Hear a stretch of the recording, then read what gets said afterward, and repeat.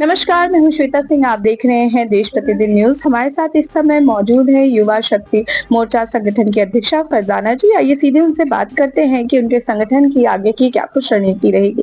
हमारे चैनल पे बहुत बहुत स्वागत है फरजाना जी। जैसे कि हम जानते हैं कि आपका जो संगठन है वो बेसिकली यूथ पे ज्यादा काम करता है और जो समाज में जितनी भी तरीके की कई परेशानियां हैं उन पर डील करता है। तो क्या कुछ कहेंगे, क्या कुछ आगे की गतिविधियां रहेंगी आपके संगठन को लेकर? मैं ये कहना चाहती हूँ कि मैं तो आज एक मुद्दे को बहुत ज्यादा सुन रही हूँ इंस्टाग्राम और फेसबुक पे। जो मुस्लिम समुदाय के लोग हैं वो ये कह रहे हैं मुझे दबाया जा रहा है, मुझे परेशान किया जा रहा है, हमारे अधिकारों का हनन किया जा रहा है। तो मैं इस पे बात करना चाहती हूँ कि यूथ है उसे डेवलपमेंट पे, रोजगार पे बात करनी चाहिए, ना कि वो जो है वो इस चीज के लिए कि हम मुसलमान को दबा दें, उनके अधिकारों का हनन कर लें। इस चीजों पे नहीं करना चाहिए, क्योंकि आप देखिए देश कहाँ से कहाँ पे चला गया है।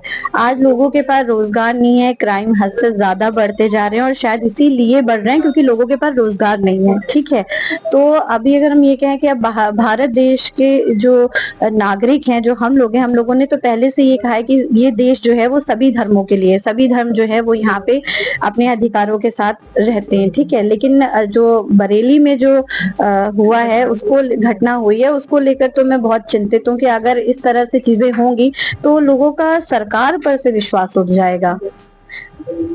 जैसे कि अभी आपने बताया कि आपका संगठन 14 नवंबर को एक महत्वपूर्ण कार्य करने जा रहा है, क्या कुछ है उसमें और किस तरीके से आप उससे जो बच्चे हैं उनकी मदद करेंगे उसको लेकर? देखिए, हमारे संगठन ने ये तय किया है कि हम जो है वो एक एजुकेट इंडिया करके एक प्रोजेक्ट चला रहे हैं, जिसमें टॉप 22 बच्चों को हम स्कॉलरशिप देंगे। ये टेस्ट के माध्यम से करेंगे। हम कुछ कॉलेजेस चूज कर रहे हैं जहाँ पे हम बच्चों का टेस्ट करेंगे। जो बच्चे पढ़ना चाहते हैं लेकिन अगर उनके पास पैसों की कमी की वजह से वो अपनी एजुकेशन, उनके माँ बाप उनको नहीं दे पा रहे हैं, तो हमारा संगठन जो है वो उनको मिलकर सपोर्ट करेगा और हम टॉप 22 बच्चों को स्कॉलरशिप देंगे फर्स्ट टू 10th स्टैंडर्ड के लिए। उसके बाद मुझे ऐसा लगता है कि अगर आपने फर्स्ट टू 10th स्टैंडर्ड तक बच्चे को एजुकेशन दे दी तो उसके बाद वो सेल्फ डिपेंड होकर भी, इंडिपेंडेंट होकर वो अपनी एजुकेशन आगे जो है वो कंटिन्यू कर सकता है। तो हमारा संगठन जो है वो स्कॉलरशिप देगा। लखनऊ के ही लखनऊ से? हाँ, लखनऊ के ही स्कूल्स होंगे, उसमें हम टेस्ट लेंगे। टेस्ट के माध्यम से ये टॉप 22 बच्चे जो है वो हम चूज करेंगे।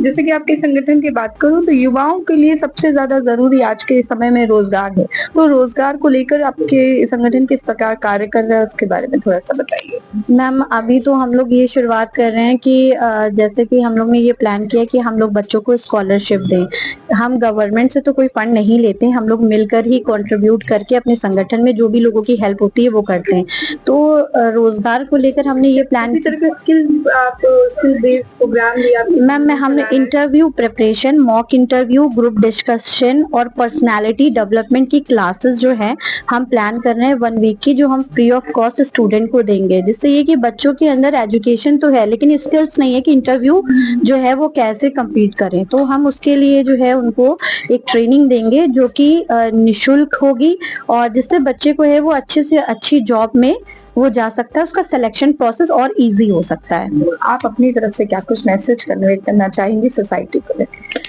मैं यही कहूंगी कि जिस तरह का वायलेंस हम देख रहे हैं, मैं बिल्कुल भी ऐसा, हम लोग ने इंडिया के बारे में तो कभी, हम लोग ने मुस्लिम समुदाय ने, जिस समय हिंदुस्तान और पाकिस्तान का बंटवारा हुआ है तो मुस्लिम समुदाय ने खुद चूज किया था।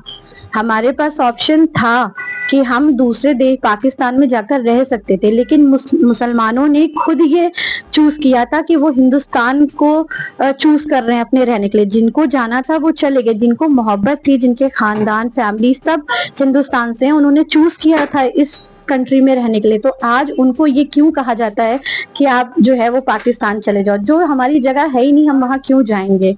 ठीक है, हिंदुस्तान से जितना प्यार एक हिंदू करता है उतना ही एक मुसलमान करता है। और जब भी इस देश में आपको जरूरत लगेगी, ठीक है, आप ये देखिएगा कि मुसलमान सबसे आगे होगा, ठीक है, बलिदान देने के लिए। इस समय युवा शक्ति मोर्चा संगठन के यूथ प्रेसिडेंट योगेश जी हैं। चलिए सीधे उनसे बात करते हैं, क्योंकि आज इस संगठन में कई लोग जुड़े हैं।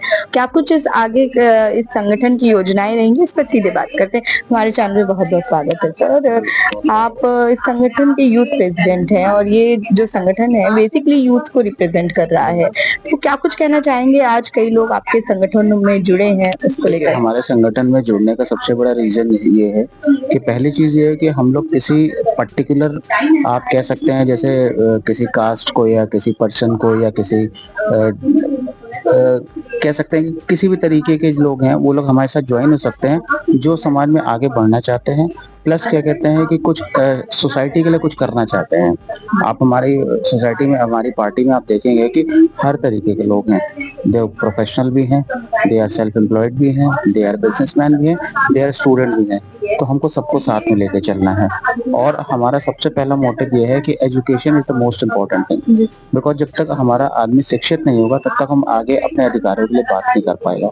तो हम जितना भी एजुकेशन के अलावा स्किल डेवलपमेंट, जॉब अपॉर्चुनिटी, इन सब चीजों को भी प्रोत्साहित करते हैं और हम अपने जितने मेंबर्स हैं उनको भी आगे बढ़ाने के लिए सारा कार्य करते हैं। तो इस यही रीजन है कि बाकी लोग हमसे जुड़ना चाहते हैं और आगे बढ़ना चाहते हैं। कि बहुत से लोग आप किसी भी पार्टी में देखिए, वहाँ पे इन सब चीजों की बात नहीं होती है, वहाँ पे बाकी सारी चीजों की बात होती है, लेकिन जब हम एजुकेशन, स्किल डेवलपमेंट और ये आप मैं कहता हूँ कि प्रोग्रेस करने की बात करते हैं तो लोग उसमें कोई जवाब नहीं देते। लेकिन हमारा सीधा मोटिव यही है, development with education. Channel Deshbandhu news को बेल आइकन दबाकर सब्सक्राइब, लाइक और शेयर जरूर करें।